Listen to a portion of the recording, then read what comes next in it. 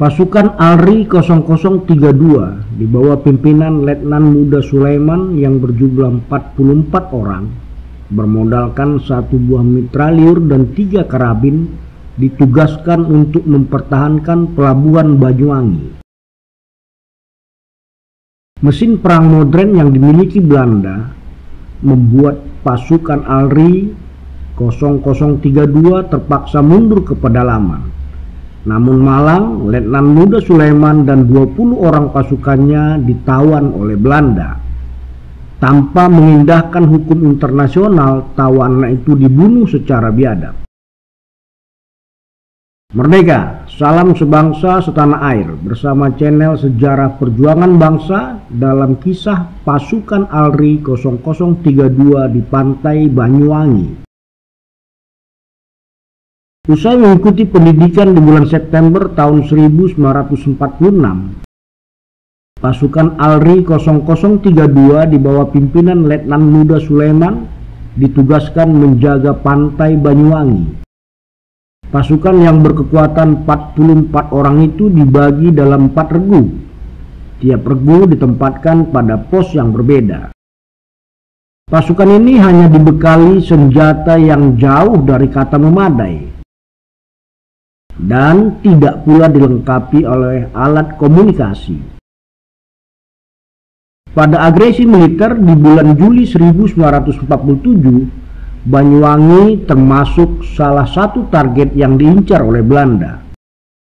Sebelum melakukan penyerangan, motorbot Belanda mulai memata-matai pantai Banyuwangi.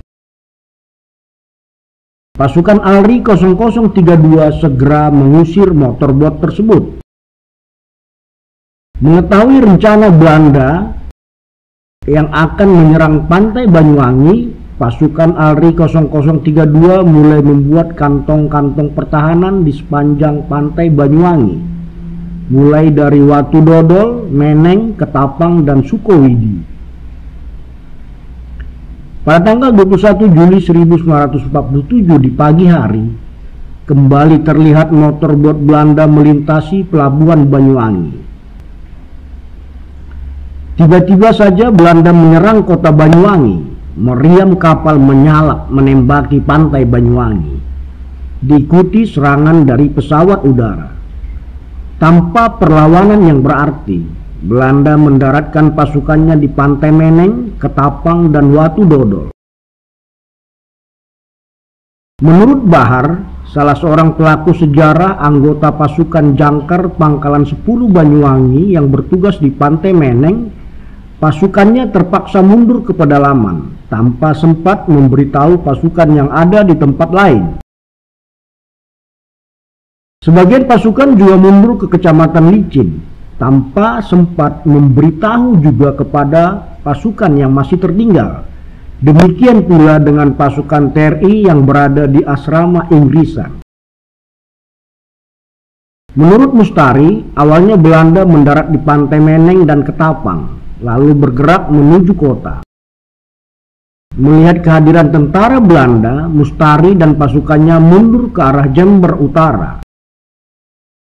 Suara tembakan dari mitralyur dan mortir menyalak tanpa henti. Akhirnya, menjelang sore, seluruh kota Banyuwangi telah dikuasai oleh Belanda. Pasukan yang dikomandani oleh Serma Pujiarjo tidak mengetahui tentara Belanda telah menguasai pantai.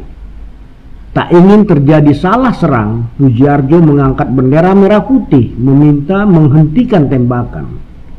Pengibaran bendera membuat serangan Belanda semakin gencar. Pasukan Pujiarjo segera mengontak pasukan yang ada di pantai Sukowidi. Ternyata Sukowidi telah dikuasai oleh Belanda. Pujiarjo segera menghubungi pasukan TNI yang berada di asrama Inggrisan. Ternyata asrama Inggrisan pun telah kosong. Serangan Belanda semakin gencar. Tak ada pilihan lain. Pasukan 0032 harus melakukan perlawanan. Pertempuran jarak dekat berlangsung sengit. Korban di kedua belah pihak berjatuhan.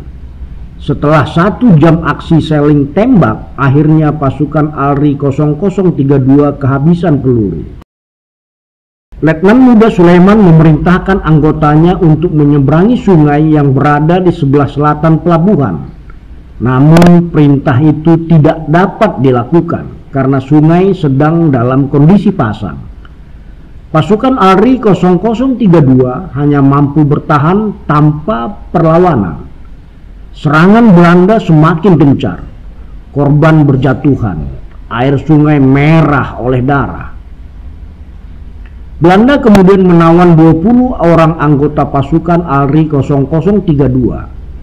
Tentara dengan kejinya menelanjangi dan menyiksa para tawanan dan berusaha mengorek beragam informasi dari tawanan yang mereka miliki.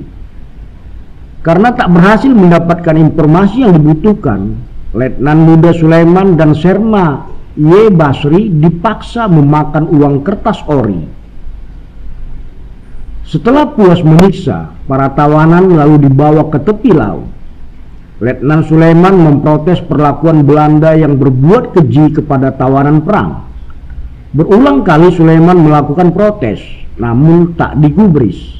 Bahkan saat Sulaiman meminta izin untuk menaikkan sangsaka merah putih dan menyanyikan lagu Indonesia Raya, permintaan itu pun tak diindahkan. Para tawanan lalu diikat menjadi satu. Tentara Belanda kemudian bertindak keji menembaki tawanan yang sudah tak berdaya. Sulaiman gugur bersama 13 tawanan lainnya. Syukur 6 orang diantaranya dapat menyelamatkan diri.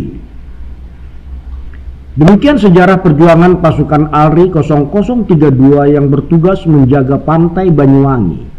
Mereka gugur sebagai syuhada demi membela tanah air tercinta. Di tempat gugurnya para syuhada dibangunlah sebuah makam yang berbentuk kapal laut dan sebuah prasasti. Presiden Soekarno berziarah di makam para pejuang tersebut sambil membubuhkan tanda tangan dan tulisan tangan di atas prasasti dengan kalimat "Hormatku pahlawan". Semoga pengorbanan dan perjuangan para pahlawan bangsa memperoleh dan mendapat tempat mulia di sisi Allah. Kisah ini dilansir dari majalah Legiun Veteran Republik Indonesia. Terima kasih. Tuliskan saran dan masukan Anda pada kolom komentar, dan mohon maaf bila ada data dan informasi yang kurang tepat. Tak lupa kami harapkan subscribe dari sahabat sebangsa dan setanah air.